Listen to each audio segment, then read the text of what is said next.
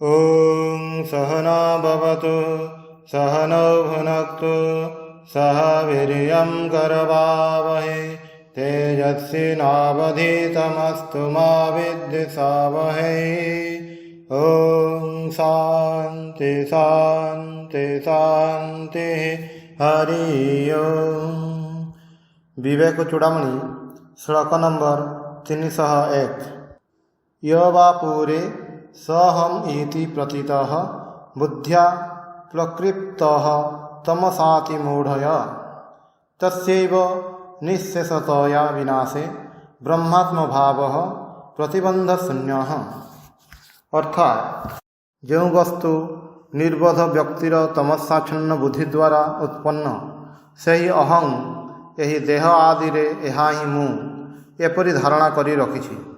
सही अहंकार निःशेषरे विनाश हेले ब्रह्म ही आत्मा यही भाव बिना बाधारे परिस्फुट हुए।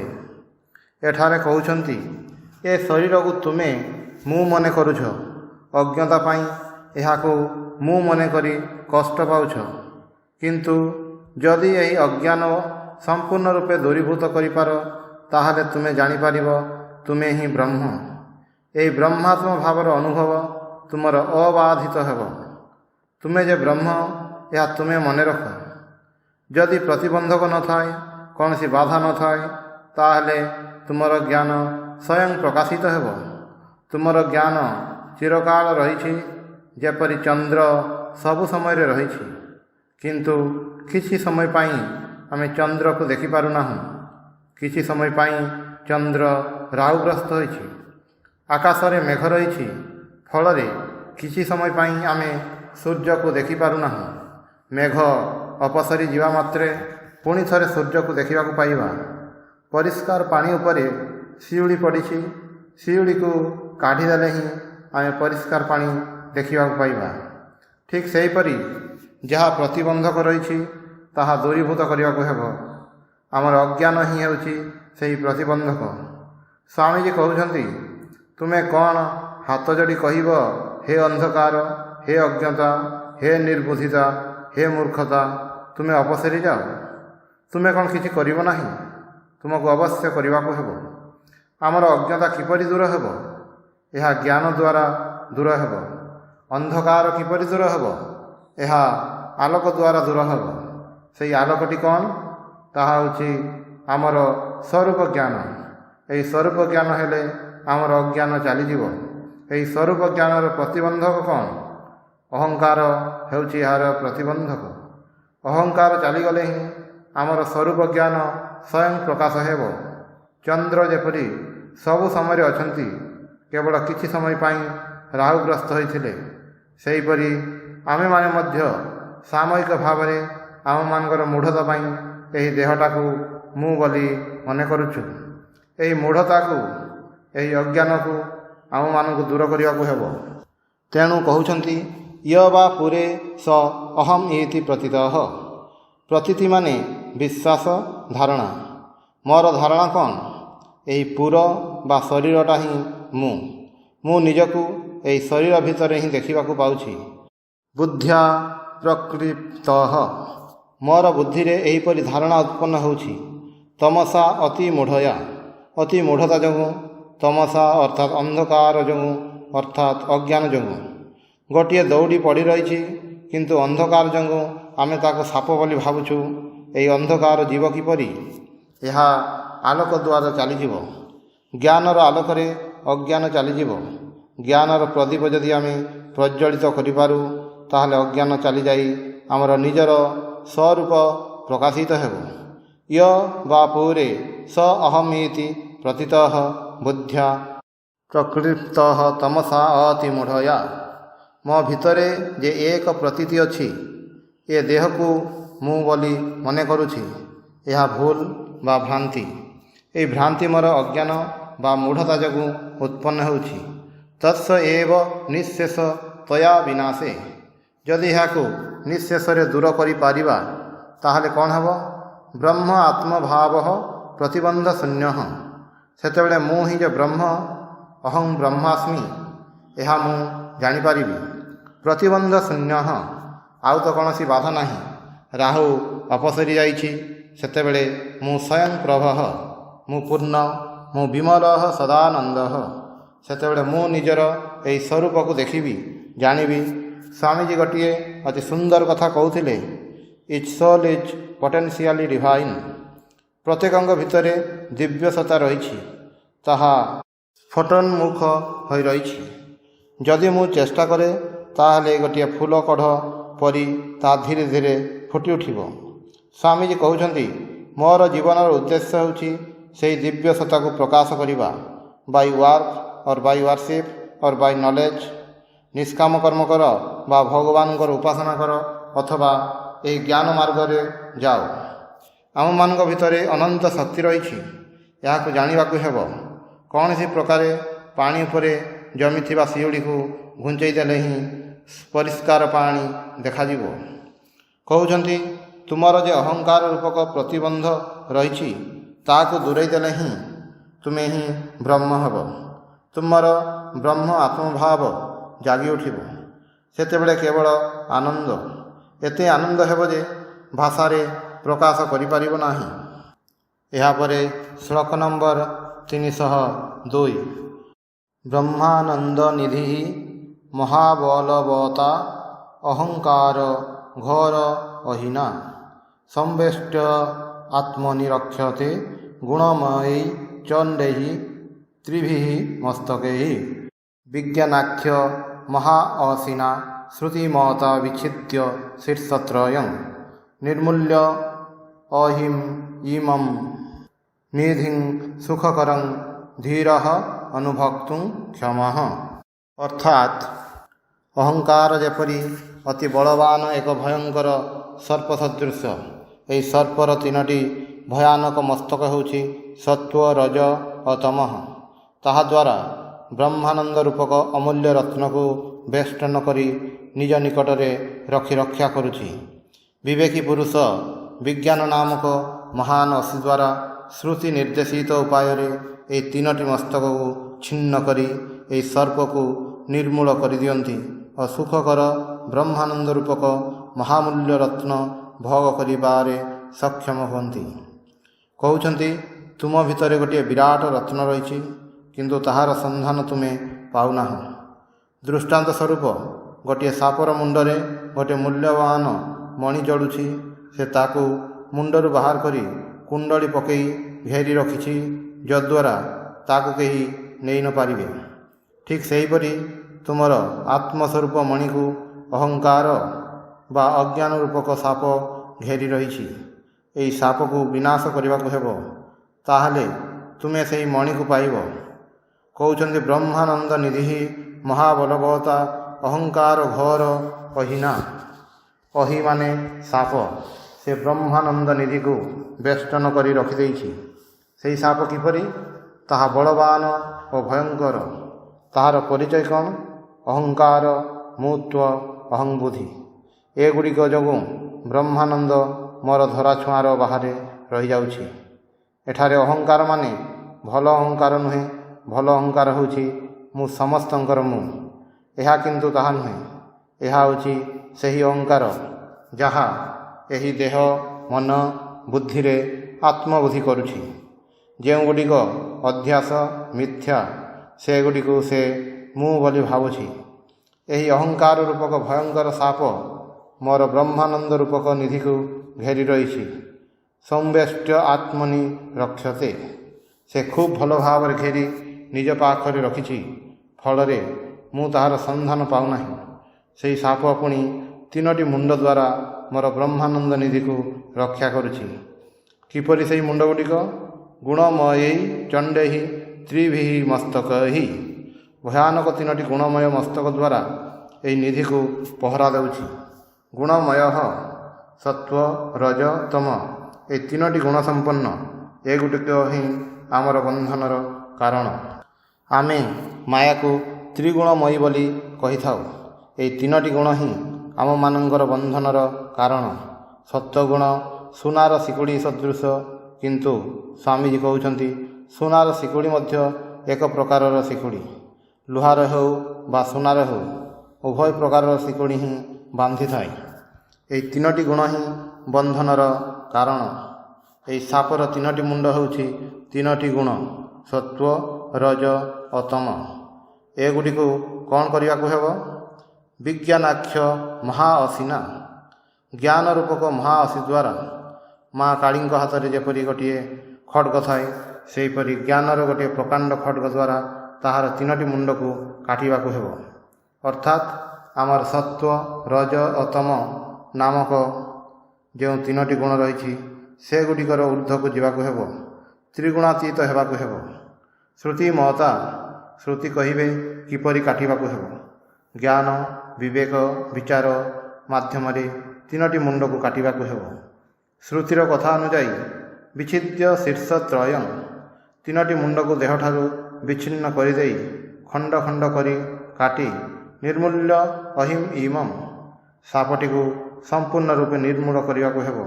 ଟିକିଏ ହେଲେ ମଧ୍ୟ ରଖିବା ଉଚିତ ନୁହେଁ। ତାହେଲେ ନିଧିଂ ସୁଖକରଂ ଅନୁଭକ୍ତୁଂ କ୍ଷମଃ, ଜ୍ଞାନ ଆମ ଭିତରେ ହିଁ ରହିଛି। ଅହଙ୍କାରକୁ ଦୂରେଇ ଦେଇପାରିଲେ, ମାୟାର ତିନୋଟି ଗୁଣର ଊର୍ଦ୍ଧ୍ୱକୁ ଯାଇପାରିଲେ ହିଁ ଆମ ଭିତରର ସ୍ୱରୂପ ଜ୍ଞାନ ଜଳ ଜଳ କରି ପ୍ରକାଶ ପାଇବ। ତାହା ଯଦି କରିପାର, ତାହେଲେ ତୁମ ଭିତରେ ଯେଉଁ ନିଧି ବା ରତ୍ନ ଅଛି, ଯାହା ଏତେ ସୁଖକର ଯେ କହି ବୁଝାଇ ହୁଏ ନାହିଁ, ଯେଉଁ ନିଧି କେବଳ ଧୀରଃ ଅନୁଭକ୍ତୁଂ କ୍ଷମଃ, ବିବେକୀ ପୁରୁଷମାନେ ହିଁ ଅନୁଭବ କରିପାରନ୍ତି, ତୁମେ ମଧ୍ୟ ତାହାର ଅଧିକାରୀ ହେବ। ଶ୍ରୀରାମକୃଷ୍ଣ କହୁଥିଲେ, ବ୍ରହ୍ମାନନ୍ଦ ଲାଭ ହେଲେ ବିଷୟାନନ୍ଦ କ'ଣ ଆଉ ଭଲ ଲାଗେ? ଅମୃତର ଆସ୍ୱାଦ ପାଇଲେ ଆଖୁର ଗୁଡ଼ ଆଉ ଭଲ ଲାଗେ ନାହିଁ। ପରବର୍ତ୍ତୀ ଶ୍ଲୋକ ନମ୍ବର 303। ୟାବତ୍ ବା ୟତ୍ କିଞ୍ଚିତ୍ ବିଷଦଶ ସ୍ଫୂର୍ତ୍ତିରସ୍ତି ଚେଦ୍ଦେହେ କଥମ୍ ଆରୋଗ୍ୟାୟ ଭବେତ୍ ତତ୍ବତ୍ ହନ୍ତାପି ୟଗିନଃ ମୁକ୍ତେହି। ଅର୍ଥାତ୍ ଶରୀରରେ ଯଦି ସାମାନ୍ୟ ମାତ୍ର ବିଷୟର କ୍ରିୟା ରହିଯାଏ, ତାହେଲେ ଆରୋଗ୍ୟ ଲାଭ କିପରି ହୋଇପାରିବ? ସେହିପରି ଅହଂଭାବର ଲେଶମାତ୍ର ମଧ୍ୟ ଯଦି ରହିଯାଏ, ତାହେଲେ ଯୋଗୀର ମୁକ୍ତିଲାଭର ସମ୍ଭାବନା କେଉଁଠାରେ? ପୂର୍ବରୁ କହିଲେ, ଅହଙ୍କାର ରୂପକ ଭୟଙ୍କର ସାପ ମୋର ବ୍ରହ୍ମାନନ୍ଦକୁ ପହରା ଦେଇ ରକ୍ଷା କରୁଛି, ମୋର ସନ୍ଧାନର ବାହାରେ କରିଦେଇଛି। ଏବେ କହୁଛନ୍ତି, ସେହି ସାପର ବିଷ ତୁମ ଶରୀରରେ ଯେପରି ସାମାନ୍ୟ ମାତ୍ର ମଧ୍ୟ ନ ରହେ। ସାପର ବିଷ ଶରୀରରେ ଯଦି ସାମାନ୍ୟ ମାତ୍ର ମଧ୍ୟ ରହିଥାଏ, ତାହେଲେ ଶରୀର କ'ଣ ସୁସ୍ଥ ରହେ? କହୁଛନ୍ତି, ଅଜ୍ଞାନର ଲେଶମାତ୍ର ରହିବ ନାହିଁ। କହୁଛନ୍ତି, ୟତ୍ କିଞ୍ଚିତ୍ ବିଷଦଶ ସ୍ଫୂର୍ତ୍ତି ଅପି ଚେତ୍ ଦେହେ, ସାପର ବିଷ ଯଦି ଦେହରେ କିଞ୍ଚିତ୍ ମାତ୍ର ଥାଏ, ତାହେଲେ କଥମ୍ ଆରୋଗ୍ୟାୟ ଭବେତ୍, ତୁମେ କିପରି କହିପାରିବ ଯେ ତୁମେ ଆରୋଗ୍ୟ ଲାଭ କରିଛ? ତୁମେ ଆରୋଗ୍ୟ ଲାଭ କରିନାହଁ। ସେହିପରି ପ୍ରକୃତ ଜ୍ଞାନ ଯେତେବେଳେ ହେବ, ସେତେବେଳେ ଅଜ୍ଞାନର ଲେଶମାତ୍ର ରହିବ ନାହିଁ। ଏଥିରେ କୌଣସି ସନ୍ଦେହ ନାହିଁ, କୌଣସି ଦ୍ୱିଧା ନାହିଁ। ପୂର୍ଣ୍ଣ ପ୍ରତ୍ୟୟ। କ'ଣ ଦେଖିଲି? ଠିକ୍ ଦେଖିଲି ତ? ଭଗବାନଙ୍କୁ ଦେଖିଲି ନା ଭୂତ ଦେଖିଲି? ଏପରି ହେବ ନାହିଁ। କୌଣସି ସନ୍ଦେହ ଆଦୌ ରହିବ ନାହିଁ।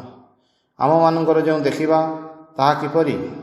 ଆମେ ହଠାତ୍ ଜଣକୁ ଦେଖିଲୁ, ମନେ ହେଉଛି ଚିହ୍ନିଛୁ, ନା ତ ଚିହ୍ନିନୁ, ଠିକ୍ ବୁଝିପାରୁନାହୁଁ ଆମେ।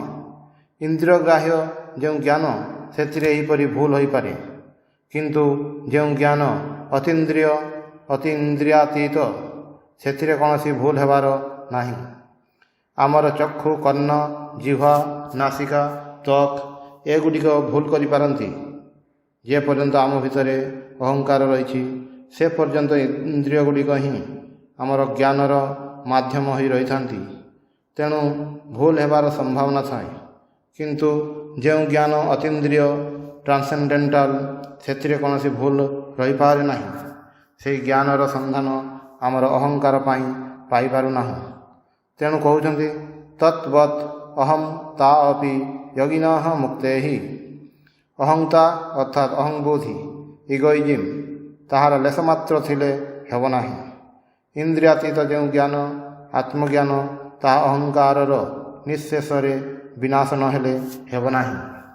କହୁଛନ୍ତି, ଶରୀରରେ ସାମାନ୍ୟ ମାତ୍ର ସାପର ବିଷ ରହିଲେ ଯେପରି କେହି ହେଲେ ସୁସ୍ଥ ହୁଏ ନାହିଁ, ସେହିପରି ମୁକ୍ତିକାମୀ ଯୋଗୀ ପୁରୁଷର ମୁକ୍ତି ହେବ ନାହିଁ। ଯଦି କିଞ୍ଚିତ୍ ମାତ୍ର ଅହଙ୍କାର ତାଙ୍କ ଭିତରେ ରହିଥାଏ। ଶ୍ରୀରାମକୃଷ୍ଣ ଦୃଷ୍ଟାନ୍ତ ଦେଉଥିଲେ, ସୂତାର ସାମାନ୍ୟ ଟିକିଏ ଆଶୁ ରହିଲେ ତାହା ଛୁଞ୍ଚିରେ ପଶେ ନାହିଁ। ଏହାପରେ ଶ୍ଲୋକ ନମ୍ବର 304। ଅହମଃ ଅତ୍ୟନ୍ତ ନିବୃତ୍ତ୍ୟା ତତ୍କୃତ ନାନା ବିକଳ୍ପ ସଂହୃତ୍ୟା ପ୍ରତ୍ୟକ୍ ତତ୍ତ୍ୱ ବିବେକାଦି ଇଦମ ଅହମ ଅସ୍ମି ଇତି ବିନ୍ଦତେ ତତ୍ତ୍ୱମ୍। ଅର୍ଥାତ୍ ଜୀବର ଆତ୍ମତତ୍ତ୍ୱ ବିଚାର ଫଳରେ ଅହଙ୍କାର ନିଃଶେଷରେ ନିବୃତ୍ତି ହେଲେ ଓ ଅହଙ୍କାରକୃତ ବହୁବିଧ ବିକଳ୍ପର ଯେଉଁ ଅବତାରଣା ତାହାର ନିରସନ ହେଲେ ଏହି ଶୁଦ୍ଧ ଚୈତନ୍ୟ ସ୍ୱରୂପ ବ୍ରହ୍ମ ହିଁ ଯେ ମୁଁ, ଏହି ତତ୍ତ୍ୱ ଲାଭ ହୁଏ। ଆମମାନଙ୍କର ଏହି ଅହଂତା ଶ୍ରୀରାମକୃଷ୍ଣ ଯାହାକୁ ପଞ୍ଚାମୁ କହିଛନ୍ତି ତାହାକୁ ନେଇ ହିଁ ଯେତେ ପ୍ରକାରର ସମସ୍ୟା। କହୁଛନ୍ତି ଅହମଃ ଅତ୍ୟନ୍ତ ନିବୃତ୍ତ୍ୟା। ଏହି ଅହଂର ଅତ୍ୟନ୍ତ ନିବୃତ୍ତି ହେଲେ ମୋର ତତ୍ତ୍ୱ ଲାଭ ହେବ। ଅତ୍ୟନ୍ତ ଅତି ଅନ୍ତ, ସମ୍ପୂର୍ଣ୍ଣ ଶେଷ ପର୍ଯ୍ୟନ୍ତ, ଅତି ଅନ୍ତ ପର୍ଯ୍ୟନ୍ତ ନିବୃତ୍ତି ହେବା ଉଚିତ। ତତ୍କୃତ ନାନା ବିକଳ୍ପ ସଂହୃତ୍ୟା।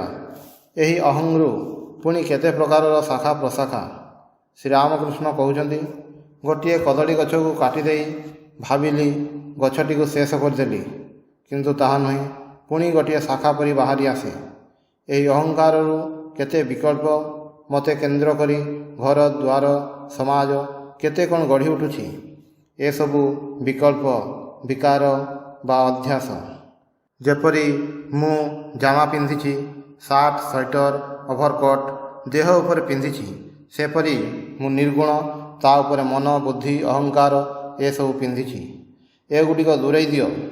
ଏସବୁର ନିବାରଣ ହେଲେ ପ୍ରତ୍ୟକ୍ ତତ୍ତ୍ୱ ବିବେକାତ୍ ଇଦମ ଅହମ ଅସ୍ମି ଇତି ବିନ୍ଦତେ ତତ୍ତ୍ୱମ୍। ପ୍ରତ୍ୟକ୍ ତତ୍ତ୍ୱ, ମୋ ଭିତରେ ଯେଉଁ ଜ୍ଞାନ ରହିଛି ଶୁଦ୍ଧ ତତ୍ତ୍ୱ। ଶୁଦ୍ଧ ମାନେ ପବିତ୍ର ନୁହେଁ। ଶୁଦ୍ଧ ହେଉଛି ନିର୍ଗୁଣ, ନିର୍ବିଶେଷ, ଯାହା ଉପରେ କୌଣସି ଅଧ୍ୟାସ ନାହିଁ, ଅର୍ଥାତ୍ ପରମାତ୍ମା। ସେ ନିର୍ଗୁଣ, ନିରାକାର, ତାଙ୍କର ଇତି କରାଯାଏ ନାହିଁ। ସେ ବାକ୍ୟ ମନାତୀତ, ତାଙ୍କ ସମ୍ବନ୍ଧରେ କିଛି କୁହାଯାଏ ନାହିଁ। ତାଙ୍କର କୌଣସି ବୈଶିଷ୍ଟ୍ୟ ନାହିଁ, ତେଣୁ ତାଙ୍କୁ ବିଶେଷିତ କରାଯାଏ ନାହିଁ। କହୁଛନ୍ତି ଅହମ ଅସ୍ମି ଇତି ବିନ୍ଦତେ ତତ୍ତ୍ୱମ୍। ତତ୍ତ୍ୱମ୍ ଅର୍ଥାତ୍ ତତ୍ର ଜ୍ଞାନ। ଇଦମ୍ କହିଲେ ବୁଝୁ ଯାହା ଆମେ ଦେଖୁଛୁ, ଜାଣୁଛୁ ସେହିସବୁ। ଆଉ ତତ୍ ହେଉଛି ଯାହା ଇନ୍ଦ୍ରିୟାତୀତ, ଯାହା ବୁଝିପାରୁନାହୁଁ, କ'ଣ ଯେ ତାହା କହିପାରୁନାହୁଁ। ସେହି ତତ୍ର ଜ୍ଞାନ ହେଉଛି ତତ୍ତ୍ୱ। ସେହି ନିର୍ଗୁଣ, ନିରାକାର, ନିର୍ବିଶେଷ, ଶୁଦ୍ଧ ଯିଏ, ସେ ହିଁ ମୁଁ। ଏହି ତତ୍ତ୍ୱ ମୋର ଲାଭ ହୁଏ। କିପରି ଏହା ହୁଏ? ଏହା ବିଚାର ଦ୍ୱାରା ହୁଏ। ଅନେକ ପ୍ରକାରରେ କେବଳ ଏହି କଥାକୁ ହିଁ କହୁଛନ୍ତି। ତେଣୁ ଶଙ୍କରାଚାର୍ଯ୍ୟ କହୁଛନ୍ତି, ଶାସ୍ତ୍ର ଆଦରବତୀ। ସବୁ ସମୟରେ କହୁଛନ୍ତି ଏହା କର, ତାହା କର। କେବଳ ଶୁଣିଲେ ହେବ ନାହିଁ। ଶ୍ରବଣ, ମନନ, ନିଦିଧ୍ୟାସନ ଏସବୁ କରିବାକୁ ହେବ। ତାହେଲେ ହିଁ ତତ୍ତ୍ୱ ଲାଭ ହେବ। ପ୍ରତ୍ୟକ୍ ତତ୍ତ୍ୱ, ମୋ ଭିତରେ ଯେଉଁ ଜ୍ଞାନ ରହିଛି ତାହାର ତତ୍ତ୍ୱ। ଅହଙ୍କାର ଯୋଗୁଁ, ମୁଁ କର୍ତ୍ତା, ମୁଁ ଭକ୍ତା, ଏହି ଅହଂ ବୁଦ୍ଧି ଯୋଗୁଁ ଏହି ତତ୍ତ୍ୱ ଆମେ ଜାଣିପାରୁନାହିଁ। ଏହି ଭ୍ରାନ୍ତି ଯେ କାହିଁକି ଆସିଛି ତାହା ଆମେ ଜାଣିନାହୁଁ। କିନ୍ତୁ ଏପରି ଲୋକ ମଧ୍ୟ ଦେଖିବାକୁ ମିଳନ୍ତି ଯେଉଁମାନେ ଆଉ ଏହି ଭ୍ରମରେ ନଥାନ୍ତି। ସେମାନେ ନିର୍ଲିପ୍ତ, କୌଣସି କିଛିକୁ ଖାତିର କରନ୍ତି ନାହିଁ, ନିଜର ଆନନ୍ଦରେ ପରିପୂର୍ଣ୍ଣ ହୋଇ ରହିଛନ୍ତି। ଏହି ଅଜ୍ଞାନ ଆମମାନଙ୍କୁ ନିରନ୍ତର ଘୁରାଉଛି। ଯେଉଁ ଜ୍ଞାନ ଆମ ଭିତରେ ଅଛି ତାହାକୁ ଜାଣିବାକୁ ଦେଉନାହିଁ। ଉପନିଷଦର ଏହା ହିଁ କଥା ଯେ ଆମର ଆନନ୍ଦ ବାହାରେ ନାହିଁ, ଭିତରେ ଅଛି। ଏହା ଯେଉଁମାନେ ଜାଣିଛନ୍ତି ସେମାନେ ଆନନ୍ଦରେ ଅଛନ୍ତି। ତେଣୁ କହୁଛନ୍ତି, ତୁମର ଯେଉଁ ଅହଂ ରହିଛି ତାହାକୁ ସମ୍ପୂର୍ଣ୍ଣ ରୂପେ ନିର୍ମୂଳ କରି ତତ୍ତ୍ୱ ଲାଭ କର, ତାହେଲେ ତୁମେ ଅପାର ଆନନ୍ଦରେ ପୂର୍ଣ୍ଣ ହୋଇ ରହିବ। ଏହାପରେ ଶ୍ଲୋକ ନମ୍ବର 305। ଅହଙ୍କାରେ କର୍ତ୍ତରି ଅହମ୍ ଇତି ମତିଂ ମୁଞ୍ଚ ସହସା ବିକରାତ୍ମନି ଆତ୍ମପ୍ରତିଫଳଜୁଷି ସସ୍ଥିତିମୂଷି ୟତ୍ ଅଧ୍ୟାସାତ୍ ପ୍ରାପ୍ତା ଜନିମୃତି ଜରା ଦୁଃଖ ବହୁଳା ପ୍ରତିଚହ ଚିତ୍ ମୂର୍ତ୍ତେଃ ତବ ସୁଖତନଃ ସଂସୃତି ଇୟମ୍। ଅର୍ଥାତ୍ ଚୈତନ୍ୟ ସ୍ୱରୂପ ଆତ୍ମାର ପ୍ରତିଛାୟାଯୁକ୍ତ ଅହଙ୍କାରର ଯେ ବିକାରଶୀଳ ଆତ୍ମଭାବେ ମୁଁ କର୍ତ୍ତା ଏହି ବୁଦ୍ଧି ହୋଇଛି, ତାକୁ ସ୍ୱରୂପ ସ୍ଥିତିର ଅପହାରକ ବୋଲି ଜାଣିବ। ଏହି ଯେ ଅଧ୍ୟାସ, ଯାହାଠାରୁ ତୁମର ଚୈତନ୍ୟ ସ୍ୱରୂପ ଆନନ୍ଦମୂର୍ତ୍ତି ପ୍ରତ୍ୟେଗାତ୍ମାର ଜନ୍ମ ମୃତ୍ୟୁ ଜରାଯୁକ୍ତ ବହୁ ଦୁଃଖର ସଂସାରରେ ଯାତାୟାତ ପ୍ରାପ୍ତି ହୋଇଛି, ତାହା ସଙ୍ଗେ ସଙ୍ଗେ ତ୍ୟାଗ କର। କହୁଛନ୍ତି, ଅହଙ୍କାରେ କର୍ତ୍ତରି ଅହମିତି ମତିଂ ମୁଞ୍ଚ ସହସା। ଏହି ମୁଁ କର୍ତ୍ତା ଭାବ, ଏହି ଯେ ଆମର ମୂର୍ଖତା ଅଜ୍ଞତା, ଏହାକୁ ମୁଞ୍ଚ ସହସା ସଙ୍ଗେ ସଙ୍ଗେ ତ୍ୟାଗ କରି ଆଗେଇ ଯାଅ। ଶ୍ରୀରାମକୃଷ୍ଣ ଜଣେ ବ୍ରାହ୍ମଣର ଗପ କହୁଥିଲେ। ଜଣେ ବ୍ରାହ୍ମଣର ଗୋଟିଏ ଅତି ସୁନ୍ଦର ବଗିଚା ଥିଲା। ଗୋଟିଏ ଗାଈ ସେହି ବଗିଚା ଭିତରକୁ ପଶି ତାକୁ ନଷ୍ଟ କରିଦେଉଥିଲା। ବ୍ରାହ୍ମଣ ଏହା ଦେଖି ରାଗିଯାଇ ଗାଈଟିକୁ ଏପରି ଜୋରରେ ବାଡ଼େଇଲେ ଯେ ଗାଈଟି ମରିଗଲା। ସେତେବେଳେ ବ୍ରାହ୍ମଣ ଭାବିଲା, ଏବେ ତ ଗୋ ହତ୍ୟାର ପାପ ଲାଗିବ। ଏହା ମୋର କାହିଁକି ହେବ? ମୁଁ ତ କର୍ତ୍ତା ନୁହେଁ, ହାତର ଦେବତା ଇନ୍ଦ୍ର ହିଁ ମୋ ମାଧ୍ୟମରେ ଗାଈଟିକୁ ହତ୍ୟା କରିଛନ୍ତି। ଏପରି ସମୟରେ ଇନ୍ଦ୍ର ବ୍ରାହ୍ମଣର ଛଦ୍ମବେଶରେ ଆସି କହିଲେ, ବାଃ, କି ସୁନ୍ଦର ବଗିଚା! କିଏ ଏସବୁ କରିଛି? ବ୍ରାହ୍ମଣ ଏହା ଶୁଣି ଆନନ୍ଦିତ ହୋଇ କହିଲା, ଏସବୁ ମୁଁ କରିଛି। ଏପରି ସମୟରେ ମରି ପଡ଼ିଥିବା ଗାଈଟିକୁ ଦେଖି ଇନ୍ଦ୍ର କହିଲେ, ଆହା, ଏଠାରେ ଗୋଟିଏ ଗାଈକୁ କିଏ ମାରିଦେଇଛି? କିଏ ଏପରି କାମ କଲା? ଏହା ଶୁଣି ବ୍ରାହ୍ମଣ କହିଲା, ଇନ୍ଦ୍ର କରିଛନ୍ତି। ଇନ୍ଦ୍ର ଏହା ଶୁଣି କହିଲେ, ବଗିଚାଟିକୁ ତୁମେ କରିଛ, ଆଉ ଗାଈଟିକୁ ଇନ୍ଦ୍ର ମାରିଛନ୍ତି। ଦୁଇଟି ଯାକ ହୁଏତ କରିଛ, ନହେଲେ କୌଣସିଟି ହେଲେ କରିନାହଁ ବୋଲି କୁହ। ସଠିକ୍ ବିଚାର କରି କର୍ତ୍ତୃତ୍ୱ ବୁଦ୍ଧି ତ୍ୟାଗ କରିବାକୁ ହେବ, ବେଦାନ୍ତର ଅପବ୍ୟାଖ୍ୟା କରି ନୁହେଁ। କହୁଛନ୍ତି, ଅହଙ୍କାରେ କର୍ତ୍ତରି ଅହମିତି ମତିଂ ମୁଞ୍ଚ ସହସା। କର୍ତ୍ତରି ଅହଂ, କର୍ତ୍ତା ସମୟରେ ମୁଁ, ଏହି ମତି ବା ବୁଦ୍ଧି ମୁଞ୍ଚ, ତୁମେ ତ୍ୟାଗ କର, ସହସା ସଙ୍ଗେ ସଙ୍ଗେ ତ୍ୟାଗ କର। ଚୈତନ୍ୟ ସ୍ୱରୂପ ଆତ୍ମା, ତୁମେ ସେଥିରେ ପ୍ରତିଷ୍ଠିତ ହୁଅ। ତୁମେ ସେଥିରେ ସ୍ୱସ୍ଥିତି ଲାଭ କର, ସ୍ଥିର ଭାବରେ ଅଧିଷ୍ଠିତ ହୁଅ। ତାହେଲେ କ'ଣ ହେବ? ଭବ ଯନ୍ତ୍ରଣା ଦୂରେଇ ଯିବ। ୟତ୍ ଅଧ୍ୟାସାତ୍ ପ୍ରାପ୍ତା ଜନିମୃତି ଜରା ଦୁଃଖ ବହୁଳା। ଆମର ଏହି ଯେ ଅଧ୍ୟାସ ଅର୍ଥାତ୍ ଆରୋପ, ଏଗୁଡ଼ିକୁ ତ୍ୟାଗ କର। ଏସବୁ ଯୋଗୁଁ ମୁଁ ନିଜକୁ ଏହି ଦେହ ସହିତ ଜଡ଼ିତ କରିଦେଇଛି ଓ ଏହି ଅହଙ୍କାର ପାଇଁ ଜନ୍ମ ମୃତ୍ୟୁ ଜରା ଏହିପରି ମୋର କେତେ ଦୁଃଖ ହେଉଛି। ମୋର କ'ଣ ହୋଇଛି? ମୋର ବିପରୀତ ବୁଦ୍ଧି ହୋଇଛି। ପ୍ରତୀଚଃ ଚିତ୍ମୂର୍ତ୍ତି, ମୋର ପ୍ରତ୍ୟେଗାତ୍ମା ଚିତ୍ମୂର୍ତ୍ତି ଚୈତନ୍ୟ ସ୍ୱରୂପ ଜ୍ଞାନ ସ୍ୱରୂପ, କିନ୍ତୁ ତାହା ମୁଁ ବୁଝିପାରୁନାହିଁ, ବିପରୀତ ଭାବୁଛି। ବେଦାନ୍ତ କିପରି ସବୁ ଉଦାହରଣ ଦେଉଛନ୍ତି। ଯଦି କାମଳ ରୋଗ ହୁଏ, ତାହେଲେ ସବୁ ହଳଦିଆ ଦେଖିବି। ପୁଣି ଗୋଟିଏ ପ୍ରକାରର ଆଖିର ରୋଗ ହେଲେ ସବୁ ଦୁଇ ଦେଖାଯାଏ। ମୋର ସେହିପରି କିଛି ହୋଇଛି, ଫଳରେ ସବୁ ଭୁଲ ଦେଖୁଛି। ମୁଁ ଯେ ନିତ୍ୟମୁକ୍ତ ଚୈତନ୍ୟ ସ୍ୱରୂପ ଜ୍ଞାନ ସ୍ୱରୂପ ଆନନ୍ଦ ସ୍ୱରୂପ, ସେସବୁ ଭୁଲ ହୋଇଯାଇଛି। ତା ଫଳରେ ଏହି ସଂସ୍କୃତି ହିଁ, ଏହି ସଂସାର ଜନ୍ମ ମୃତ୍ୟୁ, ଏହି ଯାତାୟାତ, ଏସବୁ ମୋର ଏହି ମୁକ୍ତ ପାଇଁ ହେଉଛି। ମୋ ଠାରେ ମୁଁ କର୍ତ୍ତା ଆରୋପ କରୁଛି, ଏହା ଅଧ୍ୟାସ। ତାହା ପାଇଁ ବିକାର ଆତ୍ମନି ପ୍ରତିଫଳ ଯୋଶୀ। ମୋର ସବୁକିଛି ବିକାରଗ୍ରସ୍ତ ହୋଇଛି। ନିଜଠାରେ ମୁଁ ଏସବୁ ଆରୋପ କରିଛି। କହୁଛନ୍ତି, ଏହି ଅଧ୍ୟାସ ଆସିଲା କେଉଁଠାରୁ? ଏହା ଅହଙ୍କାରରୁ ଆସିଲା। ଅହଙ୍କାରେ କର୍ତ୍ତରି ଅହମିତି ମତିଂ ମୁଞ୍ଚ ସହସା। ଏହି ଯେ ଅହଙ୍କାର, ମୁଁ କର୍ତ୍ତା, ମୁଁ ଭକ୍ତା, ଏସବୁ ଭାବ ତ୍ୟାଗ କର। ଏହି ଯେ ଅଜ୍ଞାନ କୁହାଯାଏ, ମାୟା କୁହାଯାଏ, ଯାହା ପାଇଁ ମୋର ସଂସାରରେ ଯାତାୟାତ, ତାହା କ'ଣ? ତାହା ହେଉଛି ଅହଂତା, ମମତା, ମୁଁ ଓ ମୋର ଭାବ। ଏଠାରେ କହୁଛନ୍ତି, ଏହି ବୁଦ୍ଧି ତ୍ୟାଗ କର, ସହସା ଅର୍ଥାତ୍ ସଙ୍ଗେ ସଙ୍ଗେ ତ୍ୟାଗ କର। ଟିକିଏ ଟିକିଏ କରି ନୁହେଁ, ସମ୍ପୂର୍ଣ୍ଣ ରୂପେ ତତ୍କ୍ଷଣାତ୍ ତ୍ୟାଗ କର। ମୁଁ ମୋର ଅହଙ୍କାରକୁ ମୁଁ ଭାବି ଭୁଲ କରୁଛି। ଏହା ଅଧ୍ୟାସ, ଏହାକୁ ଦୂରୀଭୂତ କରିବାକୁ ହେବ। ଏହା ଯେପରି ମୋର ଯେଉଁ ସ୍ୱସ୍ଥିତି, ନିଜର ସ୍ୱରୂପରେ ସ୍ଥିତି, ତାହା ଚୋରି କରି ନେଇଯାଉଛି।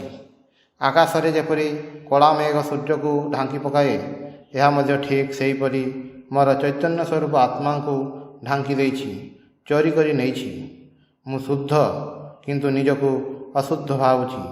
ମୁଁ ମୁକ୍ତ କିନ୍ତୁ ନିଜକୁ ବଦ୍ଧ ଭାବୁଛି। ସ୍ୱସ୍ଥିତି ମୁଷି, ମୋର ସ୍ୱସ୍ଥିତି ନିଜର ସ୍ୱରୂପରେ ଅବସ୍ଥାନ ଏହାକୁ ଯେପରି ମୁଷି ଅର୍ଥାତ୍ କାଢ଼ି ନେଇଛି, ମୋ ଆଖିରେ ପଟି ବାନ୍ଧି ଦେଇଛି। ନିଜକୁ ମୁଁ ଚିହ୍ନି ପାରୁନାହିଁ। କି ଆଶ୍ଚର୍ଯ୍ୟ! ମୁଁ ନିଜକୁ ହିଁ ଚିହ୍ନି ପାରୁନାହିଁ। ସେଥିପାଇଁ ତତ୍ତ୍ୱମସି ଅହଂ ବ୍ରହ୍ମାସ୍ମି ବେଦାନ୍ତର ଏହିସବୁ ମହାବାକ୍ୟ ଶ୍ରୋତବ୍ୟ, ମନ୍ତବ୍ୟ, ନିଦିଧ୍ୟାସିତବ୍ୟ ଏସବୁ ବାରମ୍ବାର ଶୁଣିବାକୁ ହୁଏ, ମନରେ ଚିନ୍ତନ କରିବାକୁ ହୁଏ ଓ ଧ୍ୟାନ କରିବାକୁ ହୁଏ। ତାହେଲେ ହିଁ ନିଜକୁ ଚିହ୍ନାଯାଏ। ଏହାପରେ ଶ୍ଲୋକ ନମ୍ବର 306। ସଦା ଏକ ରୂପସ୍ୟ ଚିଦାତ୍ମନଃ ବିଭଃ ଆନନ୍ଦମୂର୍ତେଃ ଅନବଦ୍ୟ କୀର୍ତେଃ ନ ଏବ ଅନ୍ୟଥା କୋऽପି ଅବିକାରିଣଃ ତେ ବିନା ଅହମ୍ ଅଧ୍ୟାସମ୍ ଅମୁଷ୍ୟ ସଂସୃତିଃ। ଅର୍ଥାତ୍ ସର୍ବଦା ଏକ ରୂପ, ଚୈତନ୍ୟ ସ୍ୱରୂପ, ସର୍ବବ୍ୟାପୀ, ଆନନ୍ଦ ସ୍ୱରୂପ, ଅତୁଳନୀୟ କୀର୍ତ୍ତି, ଅବିକାରୀ ତୁମର ସଂସାରରେ ଯାତାୟାତ, ଏହାର ବାହାରେ ଯେଉଁ ଅହଂ ସେହି ଅଧ୍ୟାସ ଛଡ଼ା ଅନ୍ୟ କିଛି ପାଇଁ କେବେ ହେଲେ ହୁଏ ନାହିଁ। କହୁଛନ୍ତି ସଦା ଏକ ରୂପସ୍ୟ, ଯିଏ ସବୁ ସମୟରେ ଏକ ରୂପ, ତାହାର କୌଣସି ପରିବର୍ତ୍ତନ ନାହିଁ, ତାହା କୌଣସି ଅବସ୍ଥା ନିର୍ଭର ନୁହେଁ, ସବୁ ସମୟରେ ଏକ ପ୍ରକାର। କିଏ ଏହିପରି? ଆତ୍ମା। ଆମେ ତ ସେପରି ନୋହୁଁ। ଆମେ ଅବସ୍ଥା ନିର୍ଭର, ପରାଧୀନ। ଦେହରେ ଥଣ୍ଡା ଲାଗୁଛି ତ ମୋର ମଧ୍ୟ ଥଣ୍ଡା ଲାଗୁଛି, ପୁଣି ଗରମ ଲାଗିଲେ ମୋର ମଧ୍ୟ ଗରମ ଲାଗୁଛି। ଅଧ୍ୟାସ ଶରୀରକୁ ମୁଁ ବୋଲି ଭାବିଛି, ତେଣୁ ଏପରି ଅବସ୍ଥା ହେଉଛି। ଚିଦାତ୍ମା ଚୈତନ୍ୟ ସ୍ୱରୂପ, ଜ୍ଞାନ ସ୍ୱରୂପ, ବିଭୁଃ ସର୍ବବ୍ୟାପୀ, ଆକାଶ ସଦୃଶ। ଆକାଶ ଯେପରି ସର୍ବବ୍ୟାପୀ, ସର୍ବତ୍ର ରହିଛି, ଏହା ମଧ୍ୟ ଠିକ୍ ସେହିପରି। ଆନନ୍ଦ ମୂର୍ତ୍ତି ଅର୍ଥାତ୍ ଆନନ୍ଦ ସ୍ୱରୂପ, ଅନବଦ୍ୟ ମାନେ ଭାଷାରେ ପ୍ରକାଶ କରାଯାଏ ନାହିଁ, ଅତୁଳନୀୟ। ଅନବଦ୍ୟ କୀର୍ତ୍ତି, ଏହି ଆତ୍ମାର କୌଣସି ତୁଳନା ହୁଏ ନାହିଁ, କୌଣସି ଦୁଇ ନାହିଁ, ତେଣୁ ତୁଳନାହୀନ। ତାପରେ କହୁଛନ୍ତି ଅବିକାରିଣଃ, ତାଙ୍କର କୌଣସି ପରିବର୍ତ୍ତନ ନାହିଁ, ଦ୍ୱିତୀୟ କୌଣସି କିଛି ନାହିଁ, ତେଣୁ କାହାର ପ୍ରଭାବରେ ସେ ପ୍ରଭାବିତ ହେବେ? କାହାର କାରଣରେ କୌଣସି ପରିବର୍ତ୍ତନ ହେବ? ତାପରେ କହୁଛନ୍ତି ନୈବ ଅନ୍ୟଥା କୋऽପି ଅବିକାରିଣଃ ତେ ବିନା ଅହଂ ଅଧ୍ୟାସମ୍ ଅମୁଷ୍ୟ ସଂସୃତିଃ। ବିନା ଅଧ୍ୟାସମ୍, ଅଧ୍ୟାସ ଯଦି ନଥାଏ ତାହେଲେ ସଂସାର ମଧ୍ୟ ନାହିଁ। ଅଧ୍ୟାସ ଯେଉଁ ମୋର ଏ ସଂସାର, ଅଧ୍ୟାସ ନଥିଲେ ଜନ୍ମ ନାହିଁ, ସଂସାର ନାହିଁ। କୋऽପି ସଂସୃତିଃ, ତୁମେ ଯଦି ଅବିକାରୀ ହୁଅ, ସଦା ଏକ ରୂପ ହୁଅ, ତୁମେ ଯଦି ଅଧ୍ୟାସ ନ କର, ନିଜକୁ ଯଦି ଏହି ଦେହ ମନ ବୁଦ୍ଧି ବୋଲି ନ ଭାବ, ତାହେଲେ ଚୈତନ୍ୟ ସ୍ୱରୂପ, ବିଭୁ, ଆନନ୍ଦ ସ୍ୱରୂପ ତୁମର ସଂସାର ବନ୍ଧନ କିପରି ହେବ? ତୁମର ସଂସାର ବନ୍ଧନର କାରଣ ସଦା ଏକ ରୂପସ୍ୟ ଚିଦାତ୍ମନଃ ବିଭଃ ଆନନ୍ଦମୂର୍ତେଃ ଅନବଦ୍ୟ କୀର୍ତେଃ। ତୁମ ଉପରେ ତୁମେ ଅହମ୍ ଅଧ୍ୟାସମ୍ ଆରୋପ କରିଛ।